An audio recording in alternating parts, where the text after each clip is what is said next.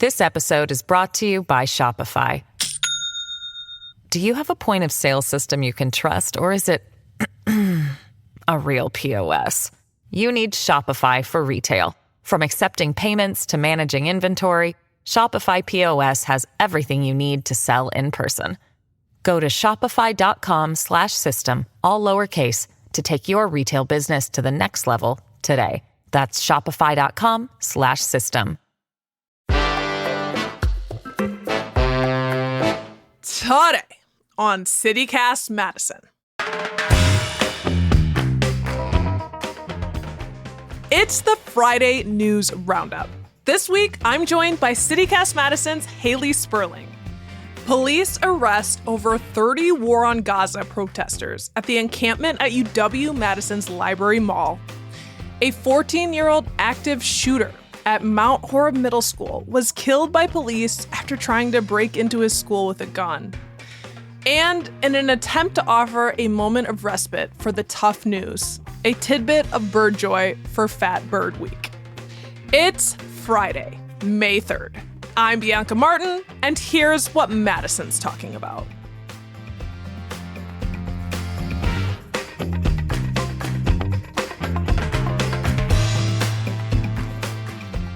Welcome to the Friday News Roundup. Not going to couch it. This week is and has been a tough one, and we're going to get into it. I'm here with our newsletter editor, Hayley Sperling. Hello, Hayley. Hi, Bianca. How are you doing? Been better, but glad to be here with you and glad to have this space. We are going to start out the roundup with what's been happening at UW-Madison's campus. Quite the scene. Yeah, so quite the scene. Backing up, students had set up an encampment at Library Mall down right in the middle of campus, and they put up about 12 tents, and things were going very peacefully Monday and Tuesday. But then Wednesday morning, more than 30 people were arrested after police basically descended upon the encampment. And they told students that they had to remove their tents. There were like loudspeaker announcements that came on that were like, you are in violation of this university code because, yes, camping on university property is not allowed on UW rules. So when protesters refused, the police began to break down the encampment. Multiple UW professors, staff, and students were arrested and suffered injuries as a result of Wednesday's police action. But despite police tearing down like a majority of the tents in the morning, I went back there to the encampment Wednesday evening, and it was back pretty much in full force, if not with more tents that were there. It was quite a scene, truly. Wednesday morning was a lot to take in. There were professors, like I said, that got arrested, including Professor Sami Schalk and Samir Alatot, who is a Palestinian professor who said he felt specifically singled out. And so the officer was pointing to me and saying, grab him, we want him. And so they were after me. And that's isolating me as if it really isolates the only Palestinian American professor who is in defense of the group of students. Like I'm an advisor to a student group here, Students for Justice in Palestine, and they targeting me for violence. And they targeted me specifically for violence. They did not come to me and say, come with me. They pushed me to the ground. They pushed me again and again and again. That's what he told Tone Madison, which is just absolutely insane. UW Chancellor Jennifer Mnuchin, she issued a statement on Wednesday saying that she did authorize the clearing of the encampment. She cited the difference between, quote, free expression and lawlessness, which I'm not going to dive into because there's a messy situation there. Overall, Universities of Wisconsin President Jay Rothman commended Mnuchin for her actions, but the rest of the university response has not necessarily been the same. There's been a massive petition that's been circulating that has garnered hundreds of signatures from UW staff, faculty, students, and alumni saying that they support the encampment. So The administration actually met with some of the protesters Thursday morning. The protesters condemned the police action, and some of the faculty, they shared their firsthand experience with detainment and injury. And according to the Badger Herald, organizers said that UW administrators will meet with them again in 24 hours and no police action would be taken before then. So, of course, we're recording this on Thursday, meaning that 24 hours from now would be Friday morning around 11 is the same time. So there's more plans for programming at the encampment. It's set to continue all day. They have teach-ins planned. They have dancing planned. And there's a lot going on. Meanwhile, there's still an encampment up at UW-Milwaukee, fully intact, with very, very limited police presence. So two very different situations happening at universities of Wisconsin. Yeah. That lawlessness is really an interesting word that really jumps out at me because it sounds like, the tents themselves are against the rules, but also it's a fascinating space when you want to allow for, I guess, freedom of expression. So holding those, it's like this is part of the expression, is to say is part of the protest. So yeah, I was pretty disturbed seeing the videos and images of the professors being handled by police. I saw Professor Sammy Shulk's social media post about, like, it was a video of her, like, basically on her side and her neck being held, and images of the bruises that she had, and she's just sprained shoulder. Her arrest was particularly jarring. Like, she posted a video of it on her Instagram, and it's really hard to see that. And it's like, this is a tenured UW professor. Are you kidding me? It's horrific. It's horrific. And the image of, the other professor, he was all bloodied. Yeah. And to hear the reports of this being a pretty, like, a peaceful protest, and then dozens and dozens of police came and encircled and charged and stormed the crowd. And I don't know, it doesn't seem like there's that much safety for freedom of expression when you allow for this sort of militarized response. Yeah. And I mean, it's crazy that, again, we bring up this quote unquote lawlessness that UW Chancellor Jennifer Mnuchin was, like, so heavily relying on in her statement that she put out. But, meanwhile, back in February of 2024, we had Badger fans literally camping outside of the Kohl Center ahead of a basketball game against Purdue. And we did not see any sort of police presence there telling them that they are in violation of Section 18 of UW administrative codes. Like, make it make sense. Of course, like, I know these are two very different, situations, obviously, but it just shows the hypocrisy. And I know a bunch of the protesters, too, have, like, they've been shouting at police officers, like, where were you at Mifflin, when students were literally getting violent and flipping cars. Meanwhile, at the encampment, like I said, I was there Wednesday evening, and the scene was very calm. It was very serene. There were, students doing crafts. There were students pretty much just hanging out, studying. There was a group of folks that were praying, and then a group of, like, protesters with their arms linked around each other, kind of like protecting the folks who were doing the praying, which was kind of very beautiful to see.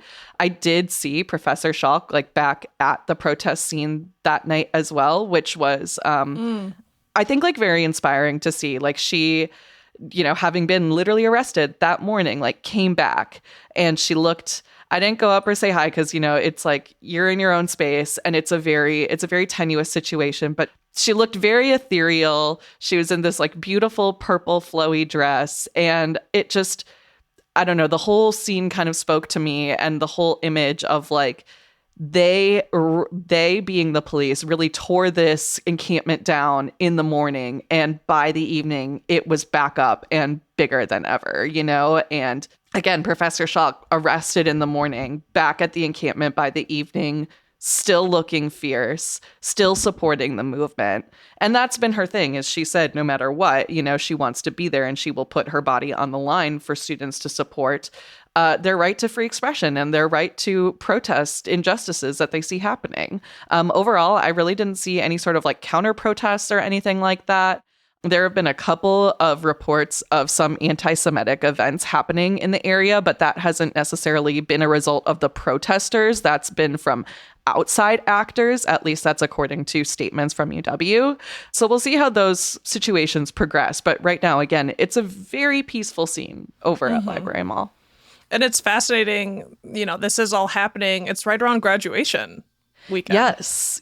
So it's like this weird dichotomy. And like, I sort of felt this weird dissonance walking around too, where you have hundreds of people who are sitting on the ground camping and, making signs saying, divestment and whatnot. Meanwhile, there are like a lot of girlies walking around in white dresses and heels and their graduation robes, and they're out there taking photos, So it's just like these two different worlds that are sort of butting heads, but also not butting heads, we can coexist peacefully. So it's a very weird scene. It's a very weird feeling. But overall, like, life still continues on campus.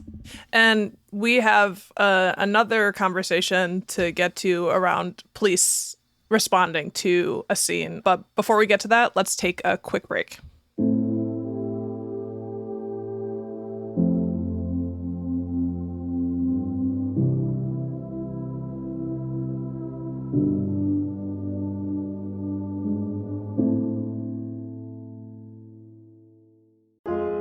Attorney Z. Usman with Usman Law in Madison has helped thousands of folks fight back against abusive debt collectors. And he wants to help you too. The average interest rate on credit cards today is 25%. So, for example, if you charge $10,000, you're really gonna owe a lot more than that in the end.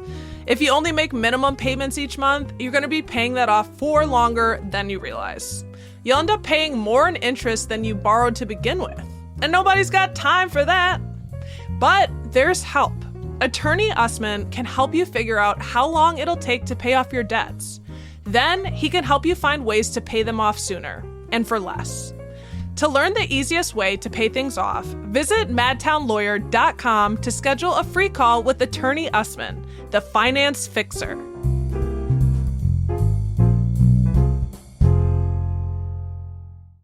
This episode is brought to you by Shopify.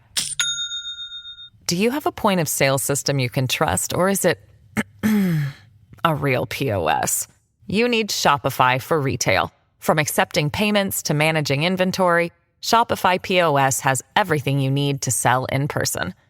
Go to shopify.com/system, all lowercase, to take your retail business to the next level today. That's shopify.com/system. All right. Another very heavy story for our community and our region. On Wednesday, there was an active shooter at Mount Horeb Middle School. A Mount Horeb Middle School student, age 14, was killed by police after attempting to break into the school with a long gun. They were an active shooter. He was an 8th grader. Maybe you got the emergency alert, like many of us, from the Dane County Sheriff's Office about the active shooter. And it said there is an active shooter on the 900 block of East Garfield Street in Mount Horeb. They're armed with a rifle and are considered dangerous. For your safety, stay inside, lock all doors, and avoid the area until further notice. And found out about this from Madison 365. That's what first came to my attention on my phone. Executive editor of Madison 365, Rob Chappell, was on the scene reporting. And in fact, actually his kid was one of the students at that school. And they reported that the student, the active shooter, tried to use the butt of the gun to break a window to get into the school. And when that didn't work, they started shooting at the window. One of the students I talked to said that they had heard 12 gunshots.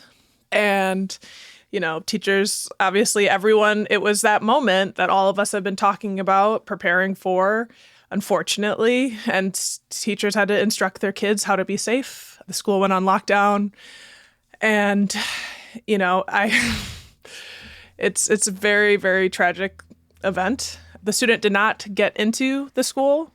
For those of us who were following it, the first thing that came up was that was being shared was that the police had neutralized the situation, and the student, well, we find out now, was killed outside. So that all happened outside of the school.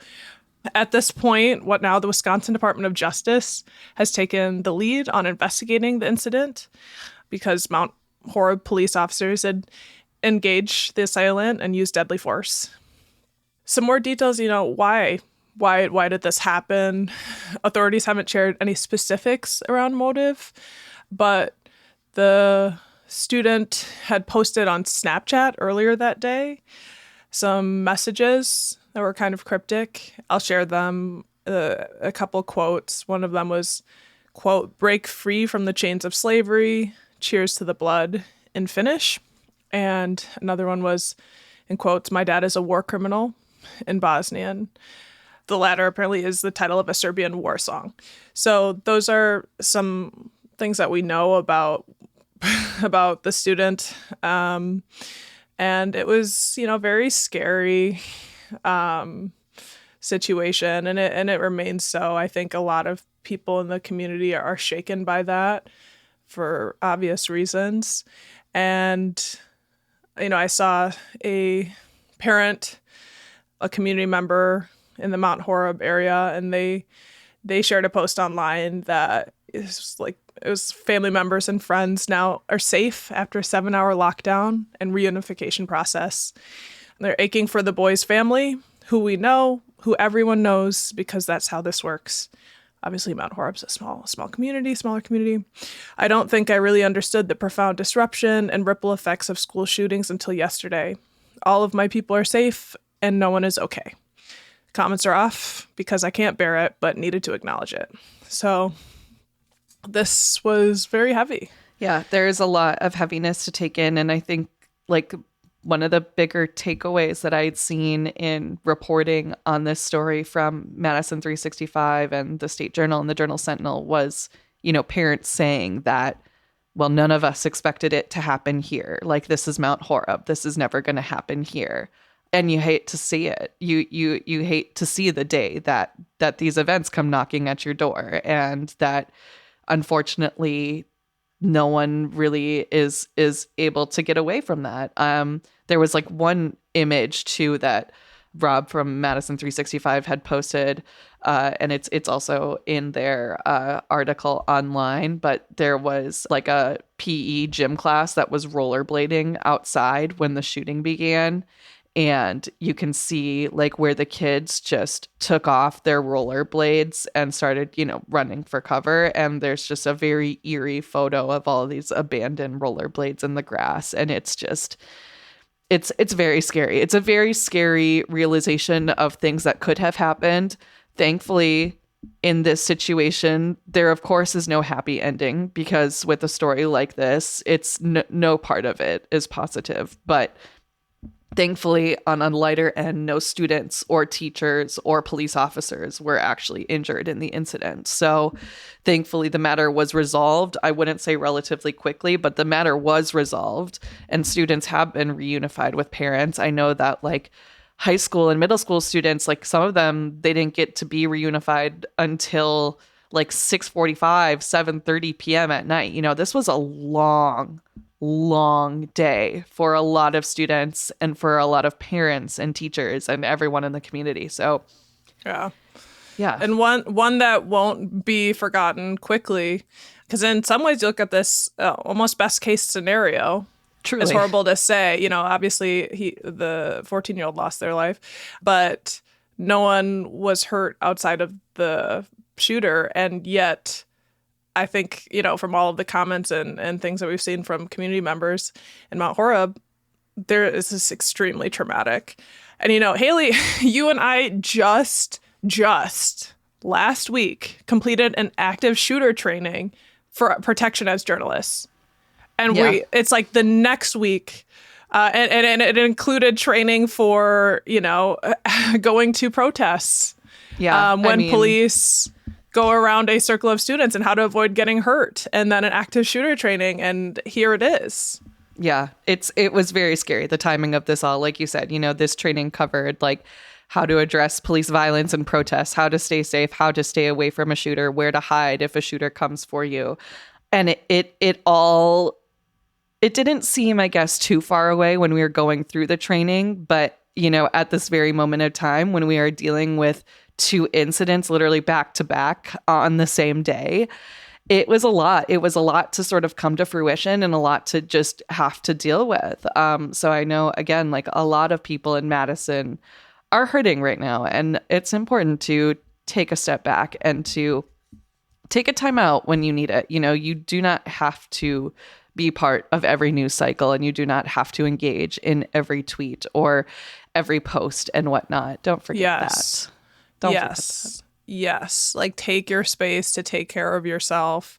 I hate to bring this up even, but just to get prepared for this conversation, I just had to go for a walk. Yeah. And unfortunately, on my walk, which was mostly healing and smelled lilacs and put my face in every flower that I walked past, I walked over children's chalk on the sidewalk.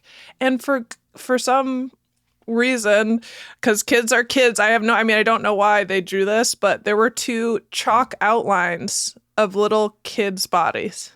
It's probably because we're like, hey, let's like draw an outline around our body. But, this morning walking over that, I was like, oh my God.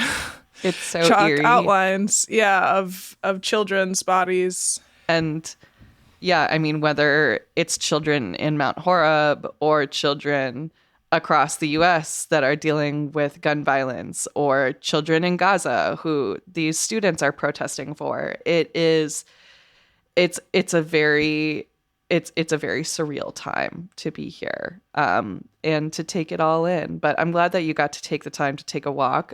Personally, I spent a lot of time crying in my car, but that's okay too, because that's how we cope. And it's okay to have emotions. And, we let it out and we keep moving. And I do have a happy note for us to end on, if we're ready for a little bit of happiness in this day. We are, yeah. And it's also about getting outside, right? Or maybe yes, a little bit. Yes, it is about getting outside, and touching grass can help make you feel good. So in our happy news for the week, if you've stuck around this long, thank you. Yes, thank you. We've got a new champion in town. That would be a Fat Bird Week champion, that is. For those who don't know, let me fill you in. The Natural Resources Foundation of Wisconsin is in the midst of their annual birdathon, which is basically like a walkathon, readathon, whatever, but for birding. And so you get together your team and you go out and you spot a bunch of birds and you record them. And that's going on through June 15th. But love a birdathon. We love a birdathon, and it raises money for bird conservation in Wisconsin, a very noble cause. We love to see it protect our environment. And as part of this year's birdathon, the group also orchestrated a bracket-style competition for the fattest birds, essentially. What? And so thick birds. They're thick, they're bad, they're hefty, they're dumpy. These are all of their adjectives. Literally, my favorite was dumpy. Unfortunately, dumpy didn't win, but you know who did? The hefty horned lark. So congratulations to our hefty boy out there. According to the Natural Resources Foundation, he got 60% of the votes in the final round, and the group got almost 8,000 votes total throughout Fat Bird Week, which is pretty neat. And that doesn't even include all the fraudulent votes that they had to remove. So wait, what? You want to talk about voter fraud? People are casting fake votes in Fat Bird Week. So I don't know. Someone get Mike Gableman up here to investigate, because we need this. We need clarity. We need clarity. It looks like the real place voter fraud is happening is in Fat Bird Week. It's only in Fat Bird Week, but no matter what, they like I said, they got rid of the fraudulent votes, and we've got our winner. It's Mr. Hefty Horned Lark. And okay. Yes. I did not know what that bird was until right now, because I'm like, wait, who won over Dumpy? I just looked it up. My goodness. They are very fierce. They've got a little yellow face and black. It almost looks like a Wu-Tang Clan. If you guys know the to do the explanatory comma, the rap group from the 90s. Its face it's literally horned, and it's got black horns and then like yellow, and it almost looks like Wu-Tang Clan. So, hey, I'm not shocked it's the most popular thickety thick. He's a little perfect, like just a little poofy circle. I just want to give him a little squeeze. Like, looks like they could just fit in the palm of your hand and just squeeze, and you just squeeze into all that chonkiness, and we love it. Squeezing into the chonkiness. All right. Well, I'm glad we could find some joy this week. I really like your point. Take care of yourself. If you're listening, make that space, and feel free to disengage as needed. Hayley, thank you so much for rounding up the news with me this week. Yes, Bianca, thank you. Thank you for making this space.